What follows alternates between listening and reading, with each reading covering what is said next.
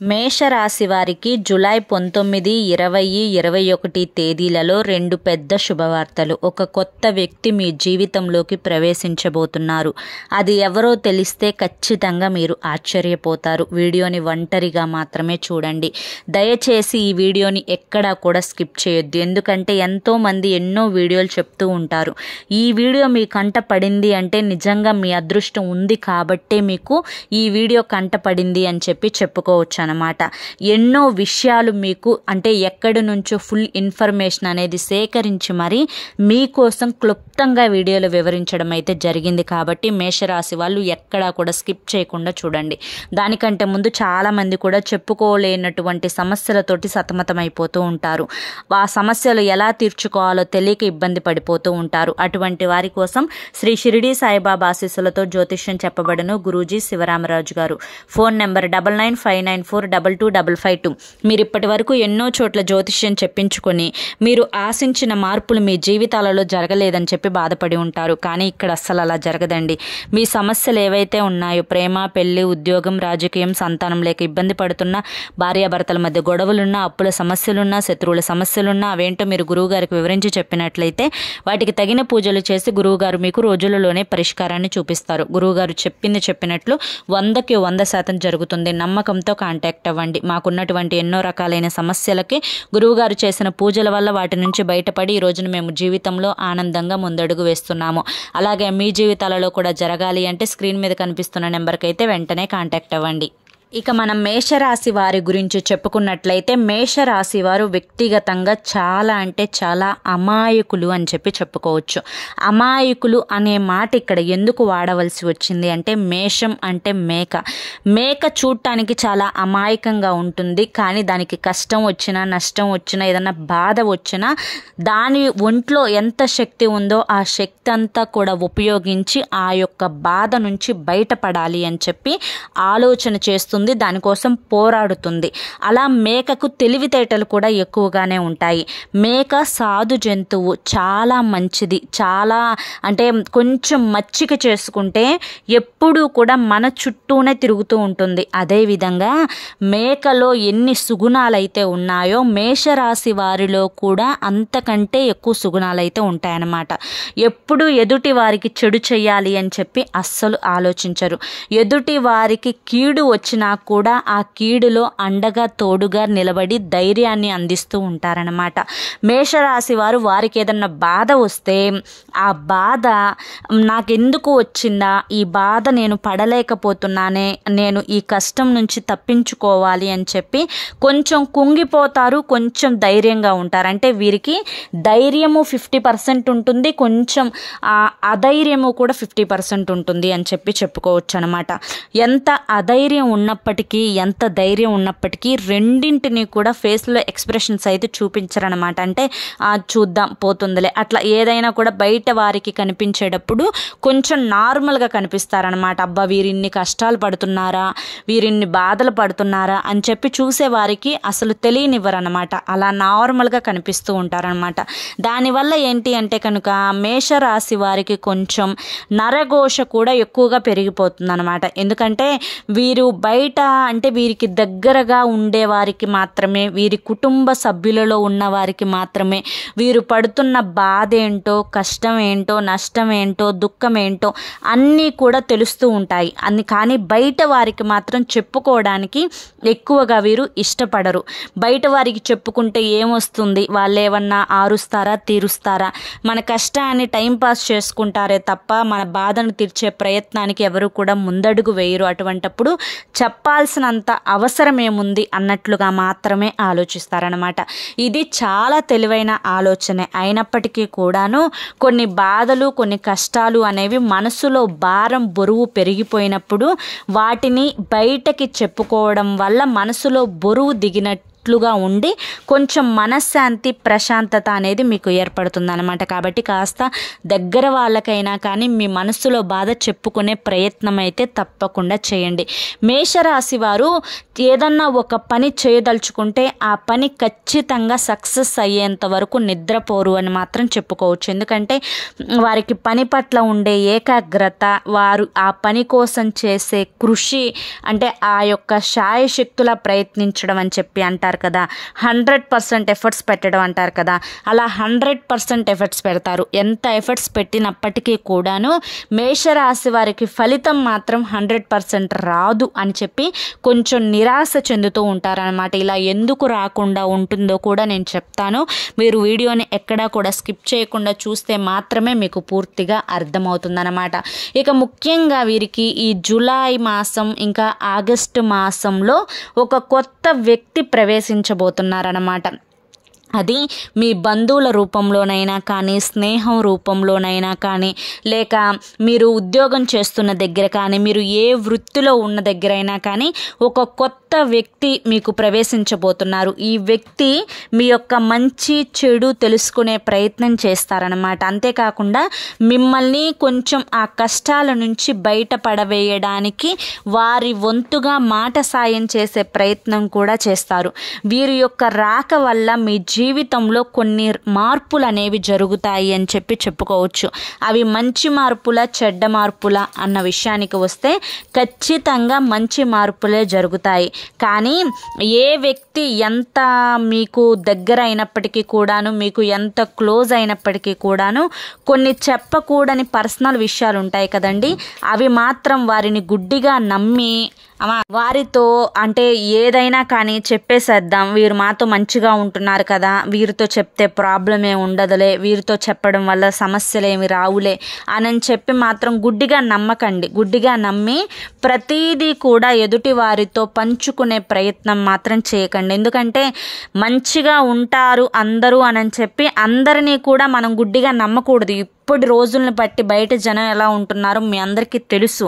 కాబట్టి ఎవరినైనా కానీ ఎంతవరకు నమ్మాలి, వారితో ఎంతవరకు అవసరమో, వారితో ఎంతవరకు మాట్లాడాలి, వీరితో మాట్లాడితే నష్టమా లాభమా, ఈ విషయాల పట్ల కొంచెం ఆలోచించుకొని దానికి తగ్గట్లుగా నిర్ణయం తీసుకొని దానికి తగ్గట్లుగా వారితో ఏది చెప్పాలో అది చెప్పండి. అంతేకాని అనవసరంగా అతిగా ఎవరితో కూడా ఉండకండి. ఈ ఒక్క విషయాన్ని మాత్రం గుర్తుంచుకోండి. ఈ యొక్క జూలై ఆగస్టు మాసాలలో మీరు ఒక 2 పెద్ద శుభవార్తలు అయితే వినబోతున్నారనమాట. అదేంటి అంటే కనుక ఉద్యోగానికి సంబంధించి మీరు ఎవరైతే కొత్త ఉద్యోగ ప్రయత్నాలు చేస్తున్నారో, లేదా ఆల్రెడీ ఉద్యోగం చేస్తున్న వారు ఉన్నారో, లేదా ఆల్రెడీ వ్యాపారాలు చేస్తున్న వారు ఉన్నారో, వీళ్ళకి వృత్తిలో కొంచెం అభివృద్ధి అనేది కలుగుతుందన్నమాట. ఉద్యోగం రాని వాళ్ళకైతే ఉద్యోగం వచ్చే అవకాశం సూచనలు అయితే కనిపిస్తూ ఉన్నాయి. గతంలో చేసిన కొన్ని తప్పిదాలు ఉద్యోగాల పట్ల అవి ఇప్పుడు ప్రస్తుత రోజుల్లో జరగకుండా మీరు జాగ్రత్త అనేది పడుతున్నారు. కాబట్టి ఉద్యోగంలో ఉన్న వారికి ఆల్రెడీ వారికి కొంచెం ప్రమోషన్లు రావడం కానీ, శాలరీస్ కొంచెం పెరగడం కానీ, ఇటువంటివన్నీ కూడా జరగడం వల్ల మీరు చాలా వరకు సంతోషిస్తారనమాట. ఈ యొక్క వృత్తి ఉద్యోగానికి సంబంధించి ఒక మంచి అనేది మీకోసం ఎదురు చూస్తూ ఉంది అని చెప్పి చెప్పుకోవచ్చు అనమాట. ఇక రెండవ శుభవార్త ఏంటి అంటే కనుక కుటుంబంలో ఇప్పటి వరకు ఏవైతే కలహాలు ఉన్నాయో, ఎవరి వల్ల మీ యొక్క మనసు బాధపడిందో, ఎవరి వల్ల మీ యొక్క కుటుంబంలో ఇన్ని రోజులు మనశ్శాంతి అనేది దూరమైందో వారిలో మార్పునైతే చూస్తారనమాట. ఇది రెండవ శుభవార్త. వారిలో మార్పు అనంటే మీకు డబ్బుకి సంబంధించింది కాకపోయినా, లేదా ఇంకొక ప్రాపర్టీకి సంబంధించింది కాకపోయినా, వారిలో మార్పు మీకు అంతకంటే ఎక్కువ ఆనందాన్ని ఇస్తుందండి.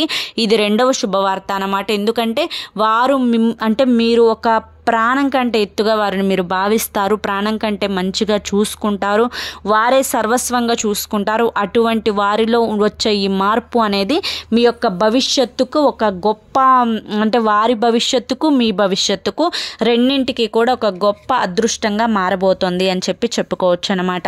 ఇక ముఖ్యంగా ఈ 3 రోజుల విషయానికి వస్తే జూలై 19, 20, 21 తేదీలలో ఈ 3 రోజులు కూడా అంటే వృత్తి, ఉద్యోగం, వ్యాపారం చిన్న పెద్ద బిజినెస్లు చేసేవారికైనా కానీ లేదంటే చిరు వ్యాపారాల్లో ఉన్నవారికైనా కానీ చాలా అద్భుతంగా కలిసి వచ్చే సూచనలు అయితే కనిపిస్తూ ఉన్నాయి. ఎటువంటి ఇబ్బందులు అయితే రావు. పెట్టుబడులు పెట్టిన దగ్గరికి కూడా గణనీయంగా లాభాలు వచ్చే సూచనలు కనిపిస్తూ ఉన్నాయి. కాస్త మీరు కొట్లోకి వెళ్ళేటప్పుడు అంటే మీరు ఏదైనా ఉద్యోగంలోకి వెళ్ళేటప్పుడు ఓం గం గణపతాయ నమః అనే మంత్రాన్ని 11 సార్లు పఠించి అడుగు పెట్టండి, స్టార్ట్ చేయండి. అది మీకు మంచిగా అభివృద్ధి అంటే ఒక డెవలప్మెంట్ అనేది చూస్తారు. దానివల్ల మీకు మంచి అవకాశాలు, మంచి ప్రమోషన్లు, మంచి శాలరీలు పెరిగే అవకాశం కూడా ఉంటుందన్నమాట. ఇక ముఖ్యంగా కుటుంబానికి సంబంధించి మనం చూసుకుంటే వృత్తి, ఉద్యోగ అంటే వీటి వల్ల కొంచెం కుటుంబంలో ఒక సంతోషకరమైన వాతావరణం అనేది ఏర్పడుతుంది. భార్యాభర్తల మధ్య మంచి అనుకూలత ఉంటుంది. సంతాన పరంగా బాగుంటుంది, తల్లిదండ్రుల పరంగా బాగుంటుంది.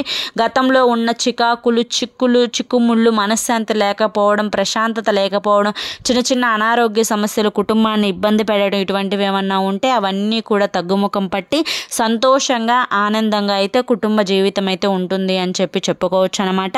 ఇక విద్యార్థుల విషయంగా వస్తే విద్యార్థుల పరంగా చాలా అనుకూలంగా ఉంటుంది. కష్టే ఫలి అనే మాట వర్తిస్తుంది. ఇక్కడ ఎంత కష్టపడతారో ఆ కష్టానికి తగిన ప్రతిఫలాన్ని అయితే ఖచ్చితంగా చూస్తారు. కాస్త కష్టపడి చదవండి. ఇప్పుడు మీరు పడుతున్న కష్టం మీరు భవిష్యత్తులో కాలు మీద కాలు వేసుకొని కూర్చునేలా చేస్తుందన్నమాట. కాబట్టి అది ఆలోచించుకొని కాస్త కష్టపడండి. కానీ దానికి ఫలితం అనేది మీరు ఆశించిన దానికంటే చివరిలో రెట్టింపు వస్తుంది. అది మీ యొక్క జాతకంలోనే ఉంటుందన్నమాట. ఇక తరువాత విషయానికి వస్తే మాత్రం విద్యార్థులు ఎవరైతే ఉన్నారో అంటే వారు అంటే ఈ యొక్క స్కాలర్షిప్లు కానీ లేదంటే గవర్నమెంట్ మనీ కోసం ఎదురు చూసే వాళ్ళు కానీ వీళ్ళకి కూడా వారి యొక్క అనుకున్న పని అనేది సక్రమంగా జరుగుతుంది అని చెప్పుకోవచ్చు అనమాట. ఇక లవర్స్ ఎవరైతే ఉన్నారో లవర్స్ పరంగా కూడా చాలా అంటే చాలా అనుకూలంగా ఉంటుందండి. గతంలో కొన్ని రకాలైన చికాకులు, గొడవలు, ఎడబాట్లు, ఫోనులు, మెసేజ్లు ఇవన్నీ దూరం అయిపోవడం ఇటువంటివన్నీ కూడా జరిగాయన్నమాట. అవన్నీ కూడా ఇప్పుడు కొంచెం తగ్గుముఖం పట్టి మంచిగా ప్రశాంతంగా ఆనందంగా కలిసి ఉంటారు. మీరు పెళ్లి చేసుకోవాలనే ప్రయత్నం కనుక చేస్తున్నట్లయితే కనుక కుటుంబాన్ని సంప్రదించి మీరు వివాహం కనుక చేసుకుంటే మీ యొక్క భవిష్యత్తు బంగారంలా మారుతుంది అన్న విషయాన్ని గుర్తుంచుకోండి. అన్నింటికంటే కెరీర్ ముఖ్యమన్న విషయం ఆలోచించండి. ప్రేమ, పెళ్లి, వివాహం ఇవన్నీ కూడా నిలబడాలి అంటే ముందు మీ కాళ్ళ మీద మీరు నిలబడాలి. మీకంటూ సొంత జీవితం ఏర్పరచుకోవాలి. ₹1 సంపాదించుకునే కెపాసిటీ రావాలి. నలుగురిలో గౌరవ విలువలు, ప్రతిష్టలు అనేవి తెచ్చుకోవాలి. అప్పుడు మీ యొక్క ప్రేమ వివాహానికి ఒక అర్థం అనేది ఉంటుంది అన్న విషయాన్ని గుర్తుంచుకోండి. ఇక రియల్ ఎస్టేట్ వారికి కానీ, రాజకీయ రంగంలో ఉన్నవారికి కానీ, సినీ రంగ పరిశ్రమల్లో ఉన్నవారికి కానీ చాలా అద్భుతంగా కలిసి వచ్చే అవకాశం అయితే కనిపిస్తూ ఉందన్నమాట. ఇక ఓవరాల్గా చూసుకుంటే అంటే ఏ వృత్తి, ఏ ఉద్యోగం, ఎక్కడ ఏ బిజినెస్లు అయినా కానీ అన్నింటి పరంగా చాలా బాగుంటుందన్నమాట. ఇక ముఖ్యంగా ఎవరైతే వివాహం జరగడం లేదు, ఎన్నో సంబంధాలు చూసాము, ఎన్ని చూసినా కూడా ఇప్పటి వరకు వెనక్కిపోయాయి, ఈ సంబంధమైనా కుదురుతుందా లేదా, వస్తున్నాయి పోతున్నాయి అని అనుకునే వాళ్ళు కొంచెం గట్టి ప్రయత్నం చేయండి. శ్రావణ మాసంలో మీకు వివాహ యోగ భాగ్యం కలిగే అవకాశం అయితే కనిపిస్తూ ఉంది.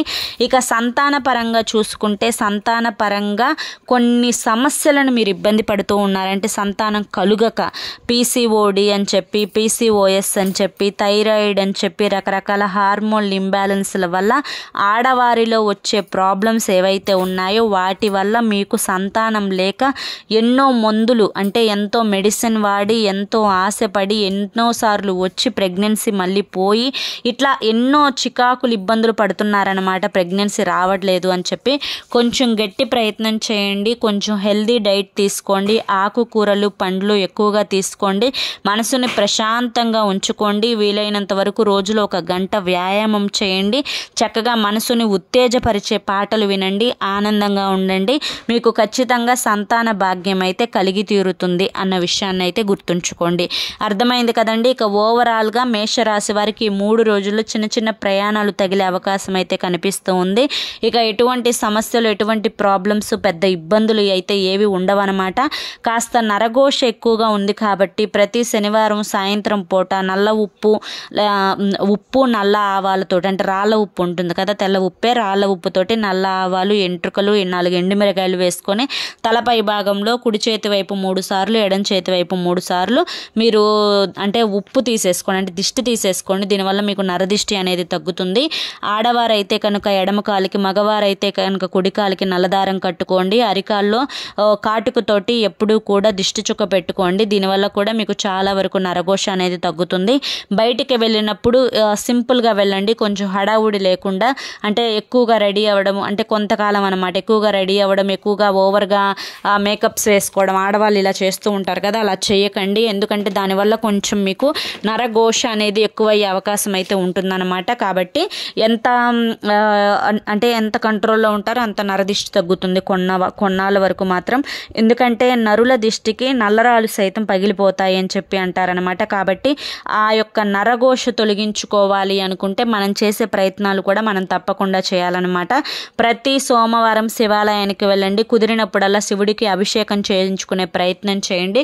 దీనివల్ల కూడా మీకు ఏదైనా గ్రహ దోషాలు ఉంటే అవి తొలగిపోతాయన్నమాట. ఒక శనివారం మాత్రం మీరు నల్ల నువ్వులు ఉంటాయి కదా, నల్ల నువ్వులతోటి బెల్లం ఈ రెండు కలిపి చక్కగా కొంచెం నీరు వేసి మెత్తగా మిక్సీ పట్టి ముద్దలాగా చేసుకొని మీరు వాటిని ఎవరికైనా కానీ దానం చేసే ప్రయత్నం చేయండి. దీనివల్ల మీకు ఏలినాటి శని ప్రభావం అనేది తగ్గుతుందన్నమాట. కొంచెం డబ్బు నిలవకపోవడము, కొంచెం డబ్బు సమస్యలు, ఇబ్బందులు రావడం, ఇవన్నీ కూడా తగ్గుముఖం పడతాయన్నమాట. చేతిలో డబ్బు అనేది అధికంగా నిలుస్తుంది అన్న విషయాన్ని అయితే గుర్తుంచుకోండి. అర్థమైంది కదండి. ఓవరాల్గా కూడా మీరు ఈ చిన్న పనులు చేసుకుంటే మీకు ఎటువంటి ఇబ్బందులు అనేవి లేకుండా జీవితంలో సంతోషంగా ఉంటారు. మరి మేషరాశి వారికి ఈ వీడియో నచ్చింది అనుకుంటున్నాను. నచ్చింది అనిపిస్తే ఈ వీడియోకి ఒక లైక్ ఇవ్వడం మాత్రం మర్చిపోకండి. మీరు ఇచ్చే లైక్ వల్ల మరి కొంతమంది మేషరాశి వారికి వీడియో అనేది రీచ్ అవుతుంది. మొదటిసారి మన ఛానల్లోకి వచ్చినట్లయితే మన ఛానల్ని సబ్స్క్రైబ్ చేసుకుని సపోర్ట్ చేయండి. రేపు మరొక మంచి వీడియోతోటి మళ్ళీ కలుసుకుందాం. అంతవరకు కూడా ఆ మహాలక్ష్మీదేవి కటాక్షం మీ మీద, మీ కుటుంబ సభ్యుల మీద ఎల్లకాలం ఉండాలి అని చెప్పి మనస్ఫూర్తిగా కోరుకుంటూ సర్వేజన సుఖినో భవంతు. ధన్యవాదములు.